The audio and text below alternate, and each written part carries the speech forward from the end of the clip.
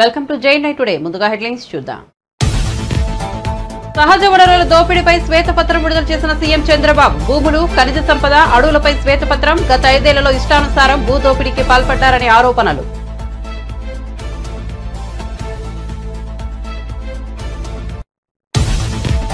జనసేన ప్రజాప్రతినిధులకు మంగళగిరిలో సన్మానం. హాజరైన జనసేనాని డిప్యూటీ సీఎం పవన్ కళ్యాణ్. తాను మోదీ హృదయంలో ఉన్నానని వ్యాఖ్య.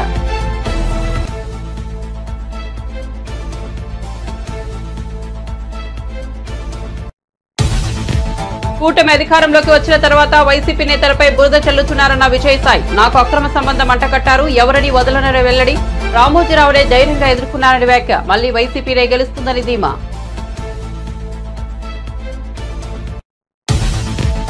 ఇటీవల ఏపీ దేవాదాయ శాఖ అసిస్టెంట్ కమిషనర్ ఉద్యోగం నుంచి సస్పెండ్ అయిన శాంతిపై భర్త సంచలన ఆరోపణలు. తాను విదేశాల్లో ఉన్నప్పుడు ఏపీలో ఉన్న భార్య గర్భం దాల్చిందని వెల్లడి.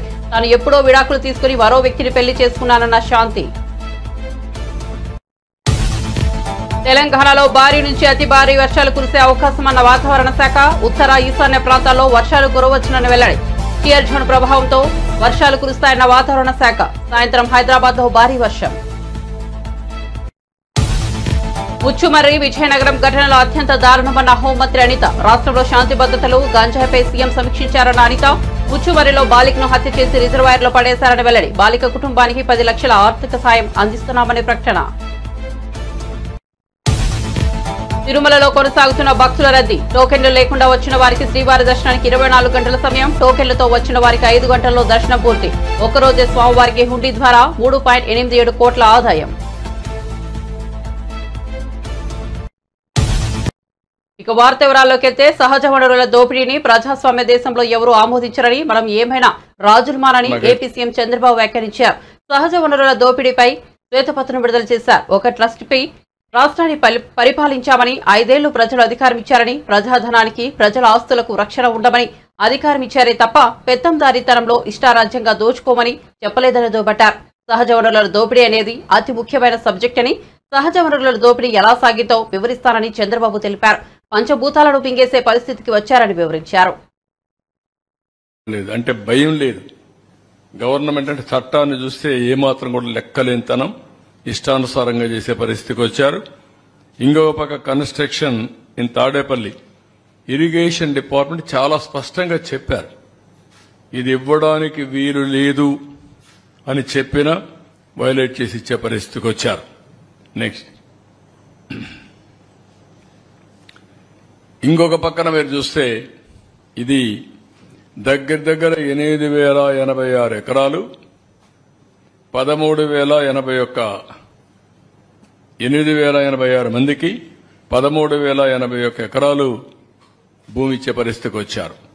దీని వాల్యూ మినిమం 1,300 కోట్లు ఉంటుంది. పేదవాళ్లకు చెందవలసిన భూమి వైఎస్ఆర్ కాంగ్రెస్ జిల్లాలో 3,357 మందికి 5,796 ఎకరాలు, కర్నూలులో 856 మందికి 1,145 ఎకరాలు, అనంతపురంలో 3,471 మందికి 5,554 ఎకరాలు, అన్నమయ్య జిల్లాలో 84 మందికి 103 ఎకరాలు, అదే మరి నంద్యాలలో 318 మందికి 483 ఎకరాలు. మొత్తం కలిసి మీరు చూస్తే 8,086 మందికి 13,081 ఎకరాలు, 1,300 కోట్ల రూపాయలు మినిమం. దానికంటే ఎక్కువ వాల్యుయేషన్ ఉంటుంది. అంత భూమి దారాదత్తం చేసే పరిస్థితికి వచ్చారు. నెక్స్ట్, ఇంకొక పక్కన మీరు చూసినప్పుడు ఇది కొత్త మెథడ్. అసైన్డ్ ల్యాండ్స్ అంటేనే ఆ బాధితుడికి ప్రొటెక్షన్. పేదవాళ్లకు భూములు ఇస్తాం, వాళ్ళు అమ్మేసుకుంటున్నారు, వాళ్ళ దగ్గర నుంచి వేరే వాళ్లకు బదిలీ అయిపోతున్నాయి. అలాంటప్పుడు అసైన్డ్ అంటే ఎవరైనా గాని రాసుకున్నా అది చెల్లదు, రిజిస్ట్రేషన్ చేసుకున్నా చెల్లదు, అది నేరం కూడా. అలాంటి వాళ్లపైన యాక్షన్ తీసుకుని మళ్లా ఒరిజినల్ ప్రమోటీ గాని ఒరిజినల్ ప్రమోటీ హ్యాబిచువేటెడ్ అయితే గవర్నమెంట్ డిస్క్రిప్షన్ వేరే పేదవాళ్ళకి ఇవ్వచ్చు, కానీ ఒరిజినల్ పేదవాళ్ళకి ఇప్పించాలి. వాళ్ళ అమాయకత్వం మీద వీళ్ళ ఇష్ట ప్రకారం చేయడానికి వీలు లేదు. ఇలాంటిది మీరు చూస్తే పెద్ద ఎత్తున భూములన్నీ ముందు ఇష్టానుసారంగా చేయడం, పర్చేజ్ చేయడం, అసైన్మెంట్ ల్యాండ్స్ అని చీప్గా జీపీఏతో అక్కడి నుంచి ఆఫీసర్స్ ని గట్టిగా బెదిరించి ఫ్రీ హోల్డ్ చేయడం. ఇది ఒక చాలా వరకు పీఓటీ యాక్ట్ కూడా వైలేట్ చేసే పరిస్థితి. స్ట్రైట్ అవే ఇలాంటి భూములన్నీ పట్టాలు చేసుకున్న వారు చట్ట ప్రకారం జైల్లో పెట్టాలి. దాంట్లో ఇంక ఎగ్జిక్యూషన్ లేదు, ఇది ఎగ్జంప్షన్ లేదు. ఎంత దుర్మార్గం అంటే ఇదే మార్గ అసెంబ్లీలో మీరు చూసుంటారు. కంబైన్డ్ ఆంధ్రప్రదేశ్లో 600 ఎకరాల భూమి ఇడుపులపాయలో ఇదే మారిగా పేదవాళ్ల భూములన్నీ పట్టాలు చేసుకుంటే మంగళగిరిలోని పార్టీ ప్రధాన కార్యాలయంలో జనసేన ప్రజాప్రతినిధులను సన్మానం చేశారు. ఈ కార్యక్రమానికి జనసేన పార్టీ అధినేత AP deputy CM Pawan Kalyan హాజరయ్యారు. ఈ సందర్భంగా ఆయన ప్రసంగిస్తూ అసెంబ్లీ ఎన్నికల్లో జనసేన తరపున పోటీ చేసిన మొత్తం 21 మంది గెలిచారని సంతోషం వ్యక్తం చేశారు. 5 కోట్ల మంది ప్రజలు ఏకతాటిపైకి వచ్చి అరాచక ప్రభుత్వానికి బుద్ధి చెప్పారని అన్నారు. తాను నటించిన సినిమాల గురించి కూడా పెద్దగా మాట్లాడాలని, కానీ ఇది ప్రజలకు సంబంధించిన విషయం కాబట్టి ఇవాళ మాట్లాడుతున్నానని తెలిపారు. బయట మనం సభల్లో ఎక్కువ మనం ఊదరగొట్టుకోలేం, కానీ ఒకసారి మనం సాధించిన విజయం కూడా చెప్పడం చాలా అవసరం. ఇది నా వ్యక్తిగతంగా నేను చాలా సందర్భాలు కొన్ని సినిమాల్లో ఏదైనా చేసినా కానీ నేను పెద్ద మాట్లాడిన, కానీ ఇది ప్రజలకు సంబంధించిన విజయం కాబట్టి ఒక మార్పు కోరుకుంటే కోట్లాది మంది ప్రజల రోడ్ల మీదకి వస్తారు. మనం చూసాం ఎంత నలిగిపోయామో మనందరం. ఇందాక పెద్దలు మనోహర్ గారు చెప్తున్నట్టుగా రోడ్డు మీదకి రావాలంటే భయపడిన సంవత్సరాలు అవన్నీ. ఒక పోస్ట్ పెట్టాలంటే భయం అందరికీ. ఏదైనా మాట్లాడి ఒక అభిప్రాయం చెప్పాలంటే భయం. పచ్చి బూతులు తిట్టేయడం, ఇంట్లో చిన్నపిల్లల్ని పెద్దని చూడకుండా భయపెట్టేయడం, క్యారెక్టర్ అసాసినేషన్ కేసులు. సాక్షాత్తు ఒక పార్లమెంట్ సభ్యుడిని బంధించి మరీ తీసుకొచ్చి ఉన్నతాధికారుల చేత ఈ గుంటూరు ఈ సిఐడిదే ఆఫీస్లో ఆయన మీద పాశవికంగా ఆయన కొట్టించిన తీరు, 4 దశాబ్దాలు సుదీర్ఘమైన అనుభవం ఉన్న ముఖ్యమంత్రిని కూడా, ముఖ్యమంత్రిగా చేసిన వ్యక్తిని కూడా, ప్రస్తుతం ముఖ్యమంత్రిగా ఉన్న శ్రీ నారా చంద్రబాబు నాయుడు గారిని కూడా జైల్లో పెట్టి 53-54 రోజులు అలాంటి భయభ్రాంతులు చేసిన ప్రభుత్వం. రోడ్డు మీదకి ఒక నోరు తెరిచి మాట్లాడాలంటే భయం, అడ్డగోలు ఇసుక దోపిడీలు. ఇలాంటి నేపథ్యంలో 5 కోట్ల మంది ప్రజలకి వెన్నుదన్నుగా నిలబడింది జనసేన పార్టీ. రోడ్ల మీదకి రావాలంటే భయం వచ్చింది. ఈరోజు మనకి 100% ఎందుకు వచ్చింది అంటే 5 కోట్ల మంది ప్రజలకి గుండెల్లో ధైర్యం నూరిపోస్తున్నాం. దెబ్బలు తిన్నాం మనందరం. మన ఎవరు ఇక్కడ ఉన్న వేదిక పైన వీళ్ళుంటే, మన గెలిచిన ఎమ్మెల్యేలు ఉంటే, పోటీ మీకు అన్ని స్థానాల్లో బలం ఇచ్చిన మన జన సైనికులు, వీర మహిళలు, ఇక్కడ ఆసీనులైన నాయకులు ప్రతి ఒక్కరూ మీరందరూ ఉండబట్టే ఈ విజయం సాధ్యమైంది. 21 మంది ఎమ్మెల్యేలు ఇక్కడ మేము కూర్చోగలిగామంటే నాతో సహా అది మీ అందరి కష్టం, శ్రమ, మీ మేధో మదనం, మీ ఎలక్షనీరింగ్ కేపబిలిటీ. జన సైనికులు అసలు పోటీ చేయని చోట్ల, మనం పోటీ చేసిన చోట్ల జన సైనికులు చేశారు, వీర మహిళలు చేశారంటే అదొక మన కోసం చేశారు అనుకోవచ్చు. కానీ మన పోటీ చేయని చోట, మనం పోటీ చెయ్యని మిగతా 160 మన మిగతా అన్ని చోట్ల అసలు ఎలా నిలబడ్డారు కూటమికి, తెలుగుదేశానికి కానీ భారతీయ జనతా పార్టీ కంటే నాకు నిజంగా చాలా చాలా ఆనందం వేసింది. అలాంటి జన సైనికులకి, వీర మహిళలకి చేతులెత్తి మీ అందరికీ మనస్ఫూర్తిగా మీకు నమస్కరిస్తున్నాను. ఒక మహిళా అధికారితో వైసీపీ రాజ్యసభ సభ్యుడు విజయసాయిరెడ్డికి అక్రమ సంబంధం ఉందనే వార్తలు చక్కర్లు కొడుతున్న సంగతి తెలిసిందే. ఈ నేపథ్యంలో విజయసాయిరెడ్డి మీడియాతో మాట్లాడుతూ ఎలాంటి ఆధారాలు లేకుండా తప్పుడు ప్రచారం చేస్తున్నారని మండిపడ్డారు. ఒక ఆదివాసీ మహిళా అధికారిని అవమానించారని, ఆమెతో తనకు అక్రమ సంబంధాన్ని అంటగట్టారని ఆగ్రహం వ్యక్తం చేశారు. కొన్ని మీడియా సంస్థలు తనపై తప్పుడు కథనాలను ప్రచారం చేశాయని విమర్శించారు. తన వివరణ కూడా తీసుకోకుండానే అసత్య కథనాలకు ప్రచారం చేశారని మండిపడ్డారు. 1 పార్లమెంటు, 2 బ్యూరోక్రసీ, జ్యుడిషియరీ, ఆ తర్వాత మీరు 4th పిల్లర్ ప్రెస్. ఏంటి ఉద్దేశం, ఏంటి రాజ్యాంగంలో ఉన్నటువంటి ఉద్దేశం ఏంటి? తరతరాలుగా ఈ యొక్క అణగారినటువంటి వర్గాలు, తరతరాలుగా వెనుకబడినటువంటి వర్గాలు, అది మనునీతి ధర్మం ప్రకారం కుల వృత్తుల వల్ల కావచ్చు, మరి ఏ ఇతర రీత్యా కావచ్చు, ఈ యొక్క అణగారినటువంటి వర్గాలన్నింటినీ కూడా పైకి తీసుకురావాలన్నటువంటి ఉద్దేశంతో రాజ్యాంగంలో ఈ యొక్క 4 స్తంభాలని నిర్మించి చట్టానికి లోబడి మీరు పని చేయండి అని చెప్పినట్టుగా పెట్టి ఒక షెడ్యూల్లో పెట్టి వాళ్ళకి రిజర్వేషన్స్ పాటించమనని, మీరు ఏం ట్రోల్ చేశారు, మీరు ఏం టెలికాస్ట్ చేశారు అన్నటువంటి విషయం నేను వేరే చెప్పనక్కర్లేదు. ఎవరికి మీరు ద్రోహం చేసింది? ఒక ఆదివాసీ మహిళకి, ఒక ఆదివాసీ అధికారినికి ఒక్కసారి ఏదో లేనిది ఉన్నట్టుగా చిత్రీకరించి అవాస్తవాలని, ఆధారాలు లేనటువంటి వాటిని టెలికాస్ట్ చేసి ఘోరమైనటువంటి తప్పిదం చేసినటువంటి ఛానల్స్ ఒకటి, మొట్టమొదటిది మహాన్యూస్. నన్ను డిస్టర్బ్ చేయొద్దు. నేనంతా పూర్తి చేసిన తర్వాత నువ్వు ఏదైనా అడుగు, నేను చెప్పేదానికి సిద్ధంగా ఉన్నా. నువ్వు కూడా వంశీకృష్ణలాగా ప్రవర్తించొద్దు. మహాన్యూస్ 2, ABN 3, TV5 నీకు ఇబ్బందిగా ఉండొచ్చు, కానీ ఇవన్నీ కూడా వాస్తవాలు. ఒక న్యూస్ని టెలికాస్ట్ చేసే ముందు దాని ఆధారాలేంటి, ఎవరి మీద అయితే ఆరోపణలు చేస్తున్నామో ఆ ఆరోపణలు వాళ్ళతో చెకప్ చేసుకొని వాళ్ళ అభిప్రాయాలు తీసుకోవడం జర్నలిస్ట్ సాంప్రదాయాలకి శ్రీకారం చుట్టడం. అది కూడా పూర్తిగా మర్చిపోయి మీ పాటికి మీరు ఆధారాలు లేకుండా టెలికాస్ట్ చేయడం అన్నటువంటిది ఘోరమైనటువంటి తప్పిదం.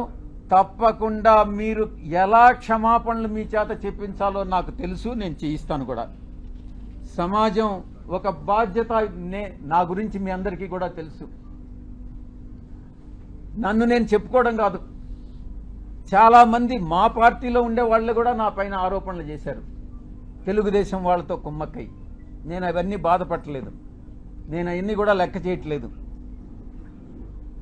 ఇదంతా కూడా ఈ కుట్రలన్నిటికీ కూడా అందరూ చాలా మంది కలిసి కుట్ర చేసి, కానీ నా వ్యక్తిత్వం ఏందనేటటువంటిది నాకు తెలుసు.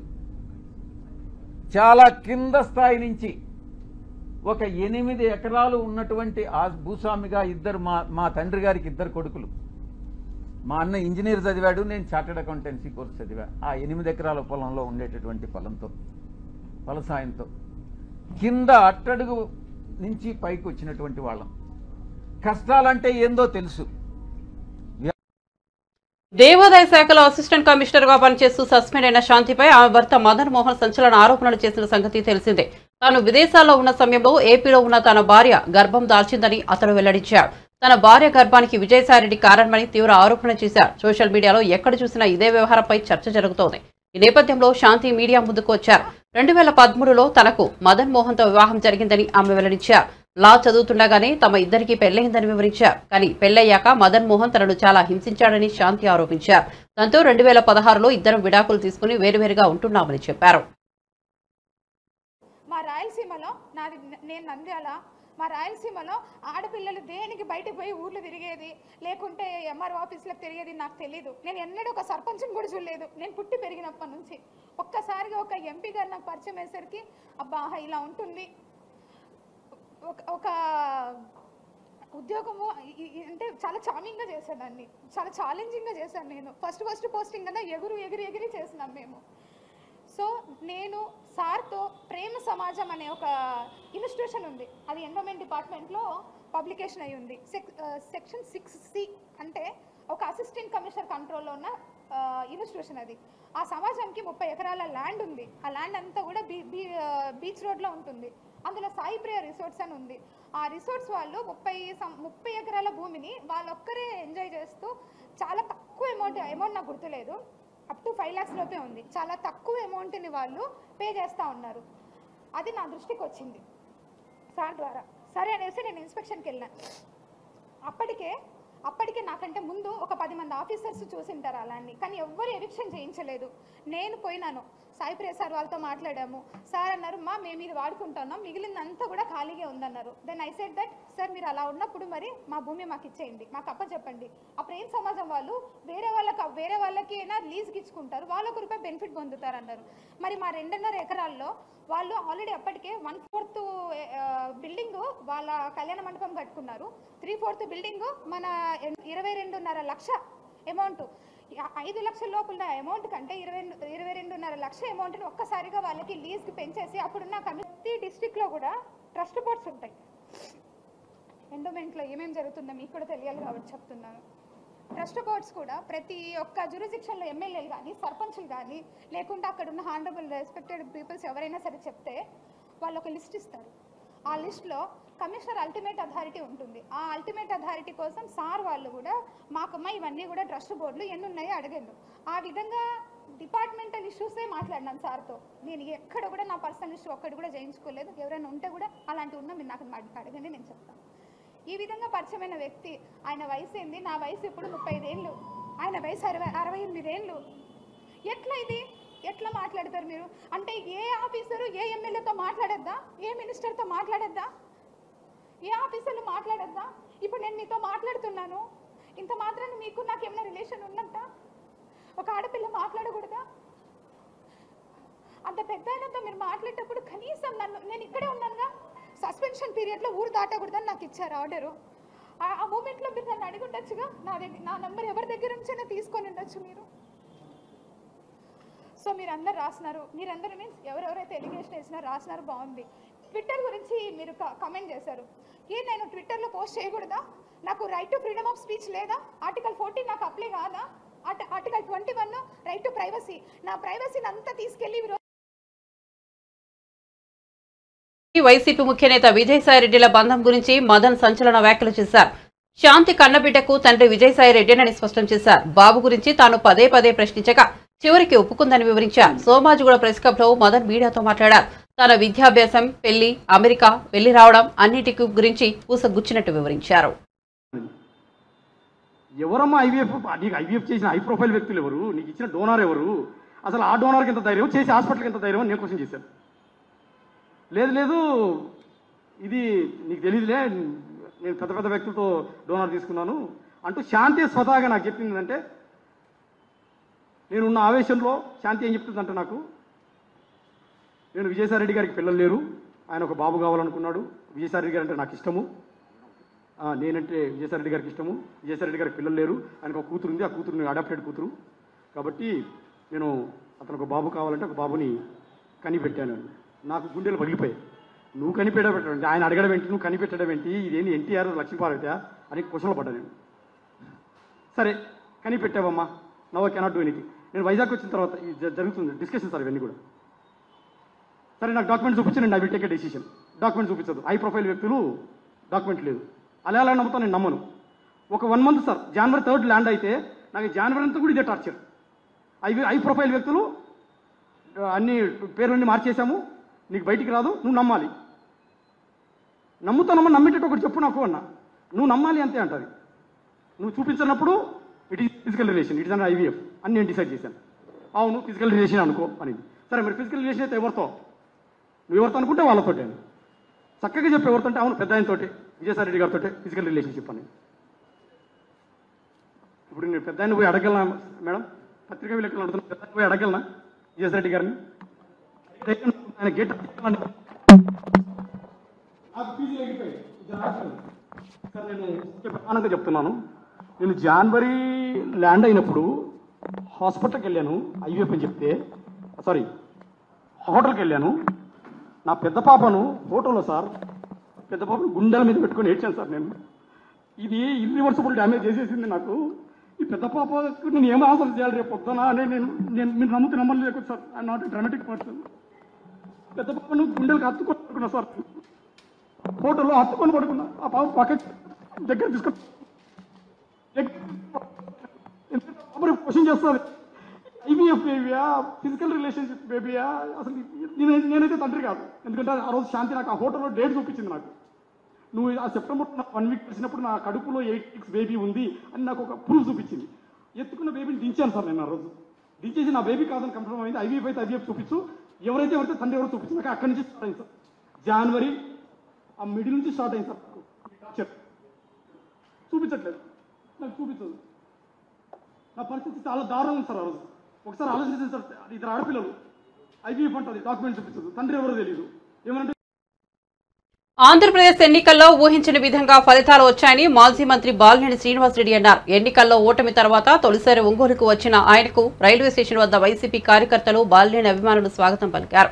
తన రాజకీయ జీవితంలో ఎవరిని ఇబ్బంది పెట్టలేదని చెప్పారు. ఎమ్మెల్యే దామచల్ల జనార్దన్ కు దమ్ము ధైర్యం ఉంటే తన మీద పగ తీర్చుకోవాలని బాలినేని శ్రీనివాసరెడ్డి సవాల్ విసిరారు. అంతేగాని కార్యకర్తల జోలికి వస్తే ఊరుకునేది లేదని హెచ్చరించారు. ఎదురు తిరగాలని అనుకుంటే తమ వాళ్లు ఏమీ తక్కువగా లేరని అన్నారు.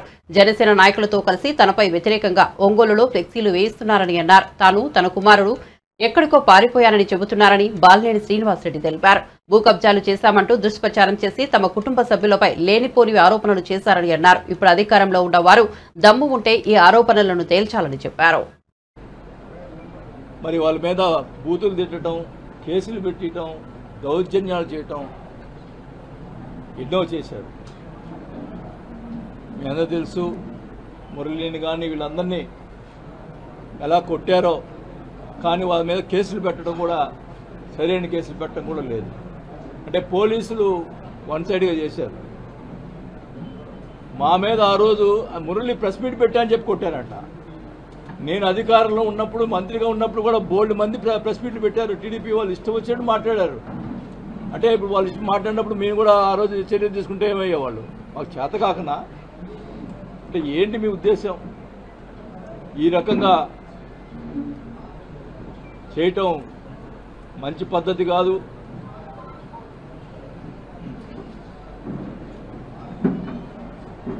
నేనైతే వాస్తవానికి ఎందుకులే మనకి ఈ రాజకీయాలు ఇంకా వద్దు అనుకునే పరిస్థితిలో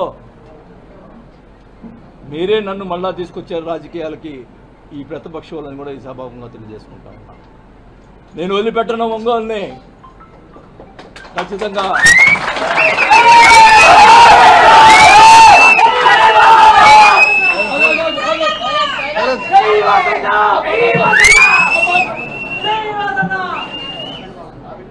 ఖచ్చితంగా చెప్తా ఉన్నా, నీకేమన్నా దమ్ము ధైర్యం ఉంటే నా మీద పగ తీసుకో, మామూలు కార్యకర్తల మీద కాదు. మేము తిరగబెడతాం. మా వాళ్ళు ఎక్కువ తక్కువేం కాదు. నేను మధ్యలో వస్తే గొడవలు ఎక్కువ అవుతాయని చెప్పి మధ్యలో రాలా. కానీ మీరు మీ చర్యలు చాలా దుర్మార్గంగా ఉన్నాయి. ఒక ఆయన ఏమో ఫ్లెక్సీలు వేస్తాడు, చోటగాడు పారిపోయాడు, అబ్బా కొడుకులు పారిపోయారు, వాళ్ళ చేత ఫ్లెక్సీలు వేపించి ఇచ్చేస్తూ ఉన్నారు. ఒక ఆయనతోటి, ఒక జనసేన నాయకుడితోటి జనసేన పార్టీలో చేరతాడంట అని ఆయన చేత మాట్లాడిస్తాడు. ఆయనకి అవినీతి పరుడు, అవినీతిలు ఇవి ఉన్నాయి, మా పార్టీ అంతా అవినీతి పరుడు పార్టీ కాదు, మరి ఎట్ట చేస్తాడు అని చెప్పి ఒక ఆయన చేత మాట్లాడిస్తాడు. ఉంచుకోనే, నువ్వు ఒక్కడే ఉండి పార్టీని నడుపుకో. నా ఎవడొద్దన్నాడు, మేము వెంబడి పడుతున్నాం ఆ పార్టీలో చేరటానికి. ఒకటైతే చెప్తా ఉన్నా, మీరు ఇంత దాకా వచ్చింది కాబట్టి చెప్తా ఉన్నాం, నేను అధికారంలో ఉన్నప్పుడు భూ కబ్జాలు చేశారు, అవి చేశారని మాట్లాడారు. ప్రజల్ని మరి నమ్మారో ఏమైతే నాకు తెలీదు. మా అబ్బాయి మీద, నా మీద వాళ్ళు ఇష్టం వచ్చింది మాట్లాడటం. నేను అడుగుతున్నా, ఫస్ట్ స్టార్టింగ్ నుంచి ఎక్కడి నుంచి స్టార్ట్ అయిందో అదే కాదు, అన్నీ కూడా చెప్తున్నాను నేను. ఫస్ట్ హవాలా మంత్రి అన్నారు. ఎక్కడ? చెన్నైలో 5 కోట్ల డబ్బులు దొరికితే ఎవరి? నల్లమల్ల బాలు. ఆ డబ్బులు అయితే ఆ డబ్బులు నాయి హవాలా పంపించినాడు అని చెప్పి వాళ్ళ ప్రచారం. మా అబ్బాయి పంపించాడని, నా పంపించాడని ప్రచారం చేసి మీడియా వాళ్ళందరూ కూడా ప్రచారం చేశారు. నేను అడుగుతా ఉన్నా, ఆ నల్లమల్ల బాలు ఇప్పుడు ఏ పార్టీలో ఉన్నాడు? మీ పార్టీలో ఉన్నాడు. తేల్చండి. అది నేను హవాలా చేశానా, నల్లమల బాలు డబ్బులు తేల్చండి. సిగ్గుంటే దమ్ముంటే తేల్చరా, తేల్చు. ఇష్టం వచ్చినట్టు ప్రచారం చేశావు, ఇష్టం వచ్చినట్టు మీడియాలో మాట్లాడిచ్చావు. తేల్చండి. ఫస్ట్ నెంబర్ 1 అది. నెంబర్ 2, ఇక్కడ బ్రాహ్మిన్స్ నిరుద్యోగుల సమస్యలపై తెలంగాణ ఉప ముఖ్యమంత్రి బట్టి విక్రమార్క స్పందించారు. నిరుద్యోగ యువతిపైనే దృష్టి కేంద్రీకరించామన్న ఆయన మొదటి 3 నెలల్లోనే 30,000 మందికి నియామక పత్రాలు ఇచ్చామని స్పష్టం చేశారు. మిగిలిన ఉద్యోగాలు ఇచ్చేందుకు కట్టుబడి ఉన్నామని స్పష్టం చేశారు. ఉద్యోగాల కోసం 10 ఏళ్లు పాలనలో ఉన్నటువంటి టీఆర్ఎస్ ప్రభుత్వం డిఎస్సిని నిర్వహించలేదు, గ్రూప్ 1 పరీక్షలు నిర్వహించలేదు. గాలికి వదిలేసినటువంటి తెచ్చుకున్న రాష్ట్రంలో వాళ్ళ కోసం తెచ్చుకుంటే వాళ్ళందరినీ గాలికి వదిలేస్తే మనం అలా చేయకూడదనేటువంటి ఆలోచనతోనే వెంటనే మేము చెప్పినట్టుగా పబ్లిక్ సర్వీస్ కమిషన్ ప్రక్షాళన చేసి పూర్తి స్థాయిలో ఉన్నటువంటి ప్రభుత్వ ఉద్యోగాలకు సంబంధించిన క్యాలెండర్ను డిక్లేర్ చేసే ప్రక్రియని మొదలుపెట్టిన విషయం కూడా మీ అందరికీ తెలిసింది. ఈ మధ్య మేము అధికారంలోకి వచ్చిన తర్వాత విద్యా వ్యవస్థపై బాగా దృష్టి సారించి లోపలికి అధ్యయనం చేస్తే దాదాపు 16,000 టీచర్ల దాకా పోస్టులు ఖాళీగా ఉన్నాయని తెలుస్తాం. సో నీకు విద్యా వ్యవస్థ ఎంత ఇబ్బందిగా ఉందో, ఇన్ని వేల పోస్టులు ఖాళీగా ఉంటే ఆ పాఠశాలలో చదువుకున్న పేద విద్యార్థుల పరిస్థితి ఒకసారి ఆలోచించి, అందుకే త్వరితగతిన ఈ విద్యాశాఖలో ఆలోచన చేసి దీనిపైన ఒక నిర్లిప్తగా ఉన్నటువంటి విద్యా వ్యవస్థని ముందుకు తీసుకెళ్లనే ఆలోచనతోనే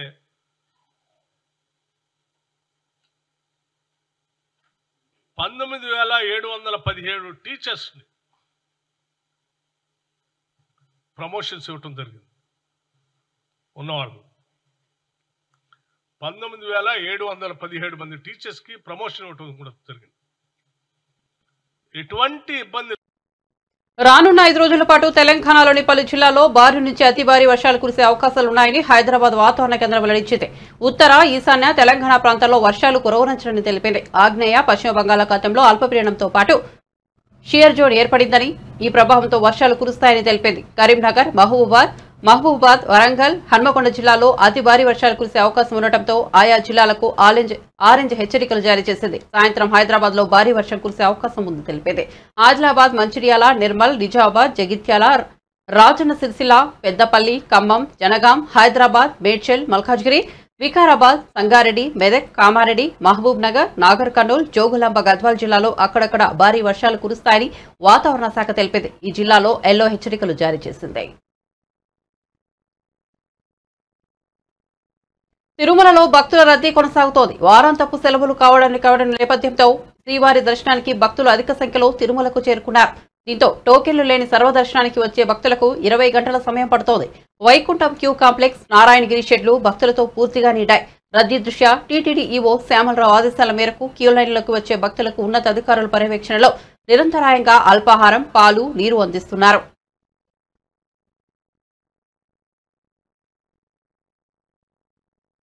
బులెటిన్ ముగించే ముందు హెడ్లైన్స్ మరోసారి చూద్దాం.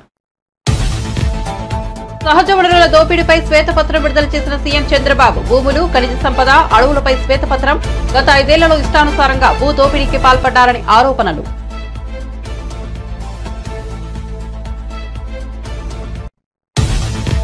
జనసేన ప్రజాప్రతినిధులకు మంగళగిరిలో సన్మానం. హాజరైన జనసేనాని డిప్యూటీ సీఎం పవన్ కళ్యాణ్. తాను మోదీ హృదయంలో ఉన్నానని వ్యాఖ్య.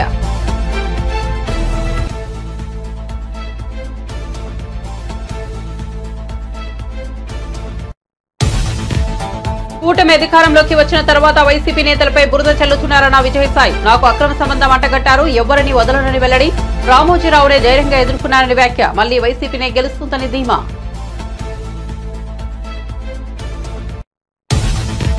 ఇటీవల ఏపీ దేవాదాయ శాఖ అసిస్టెంట్ కమిషనర్ ఉద్యోగం నుంచి సస్పెండ్ అయిన శాంతిపై భర్త సంచలన ఆరోపణలు. తాను విదేశాల్లో ఉన్నప్పుడు ఏపీలో ఉన్న భార్య గర్భం దాల్చిందని వెల్లడి. తాను ఎప్పుడో విడాకులు తీసుకుని మరో వ్యక్తిని పెళ్లి చేసుకున్నానన్న శాంతి. తెలంగాణలో భారీ నుంచి అతి భారీ వర్షాలు కురిసే అవకాశమన్న వాతావరణ శాఖ. ఉత్తర ఈశాన్య ప్రాంతాల్లో వర్షాలు కురవనుంచిన వెల్లడి. షియర్ జోన్ ప్రభావంతో వర్షాలు కురుస్తాయన్న వాతావరణ శాఖ. సాయంత్రం హైదరాబాద్ లో భారీ వర్షం. ముచ్చుమర్రి విజయనగరం ఘటనలో అత్యంత దారుణమన్న హోంమంత్రి అనిత. రాష్ట్రంలో శాంతి భద్రతలు గంజాపై సీఎం సమీక్షించారన్న అనిత. ముచ్చుమర్రిలో బాలికను హత్య చేసి రిజర్వాయర్లో పడేశారని వెల్లడి. బాలిక కుటుంబానికి 10 లక్షల సాయం అందిస్తున్నామని ప్రకటన. తిరుమలలో కొనసాగుతున్న భక్తుల రద్దీ. టోకెన్లు లేకుండా వచ్చిన వారికి శ్రీవారి దర్శనానికి 24 గంటల సమయం. టోకెన్లతో వచ్చిన వారికి 5 గంటల్లో దర్శనం పూర్తి. ఒక్కరోజే స్వామివారికి హుడ్డీ ద్వారా 3.87 కోట్ల ఆదాయం. మరిన్ని అప్డేట్స్ కోసం చూస్తూనే ఉండండి జై టుడే.